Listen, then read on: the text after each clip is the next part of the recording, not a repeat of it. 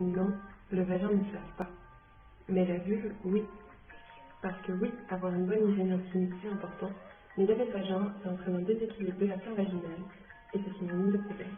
Pour rappel, la vulve, c'est la partie externe de l'appareil génital, et ça comprend tout ça, alors que le vagin, c'est la partie interne, et elle est auto-nettoyante.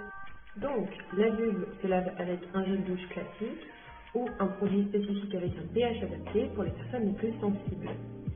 Mais le vagin n'a aucunement besoin de savon, ni besoin d'être rincé à l'eau. Tout simplement parce que le vagin est constitué de bactéries.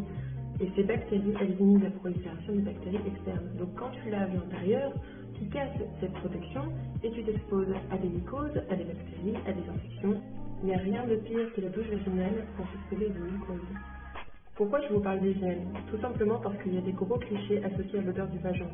Le problème dans tout ça, c'est que ça crée des complexes, et ça déjà, c'est dramatique. Et le plus terrible dans l'histoire, c'est que ça peut aussi nous amener à mettre notre santé en danger. Alors que chez chaque femme, l'odeur du vagin est différente.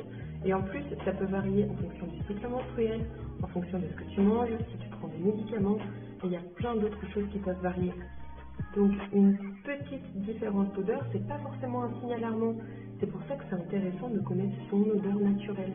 Maintenant, si l'odeur te dérange vraiment ou que tu as d'autres symptômes associés, je t'invite à consulter. Mais il faut rappeler quand même que le sexe a une odeur comme la peau, et il y a autant d'odeurs de vagin que d'odeurs de transpiration. Si les odeurs te dérangent quand même, il existe quelques astuces pour y pallier. Fais-moi signe en commentaire et je te ferai une vidéo sur le sujet.